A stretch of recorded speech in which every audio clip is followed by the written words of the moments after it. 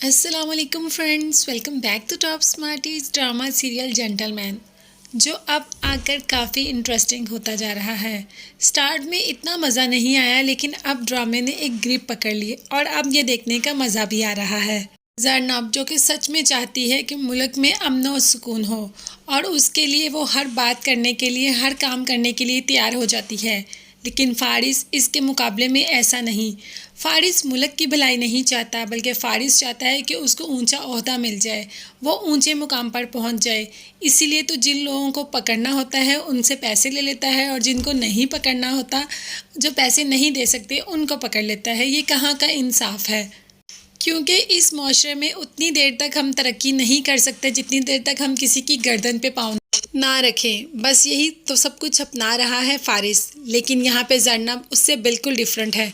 उसने बुला तो लिया सबको अपने शो में, लेकिन शो में बुलाकर जब उनसे ही पूछा कि आखिर हम अपने माशरे को कैसे साफ़ रख सकते हैं, तो इकबाल मुन्ना ने बहुत ही अच्छा जवाब दिया कि जो लोग ये सब कुछ करते हैं एंड पर वो तो जेंटलमैन बन जाते हैं, और हम जैसों को जो कुछ करते भी नहीं उनको आगे सबके सामने खड़ा कर देते हैं, और सबको लगता है कि शायद ये सब कुछ हम कर रहे हैं, जबकि ऐसा नहीं होता।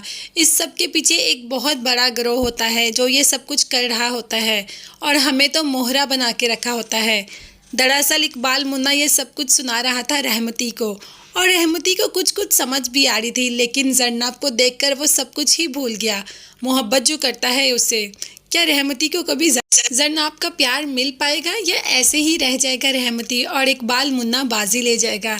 रहमती तो शो से चला गया, लेकिन मुन्ना अभी वहीं रह गया और बातें करता रहा जरनब से। जरनब भी उसको अपने कैबिन में ले गई और उसे काफ़ी इम्प्रेस हुई। जब उसकी थॉट्स जानी तो बहुत ज़्यादा खुश हुई और कहा कि तुम तो इतने अच्छे इंसान लग रहे हो, फिर तुम यहाँ पर कैसे फंस गए?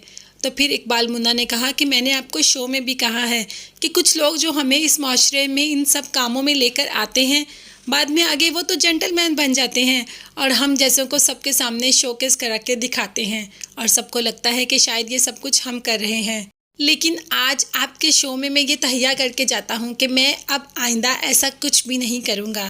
अब मैं गुजारूंगा जेंटलमैन वाली ज़िंदगी, और आप देखना कि मैं आपको ये सब कुछ करके दिखाऊंगा। जरनब जो कि शो में पहले ही उससे बहुत ज़्यादा इम्प्रेस हो गई, यहाँ पर इकबाल मुन्ना की बातें सुनकर और ज़्यादा इम्प्रेस हो गई, और खुशी भी हो रही थी कि मुन्ना ने ये सब कुछ छोड़ दिया। क्या मुन्ना ने ये सब कुछ सिर्फ जरनब को दिखाने के लिए कुछ टाइम के लिए छोड़ा, या हमेशा हमेशा के लिए छोड़ दिया?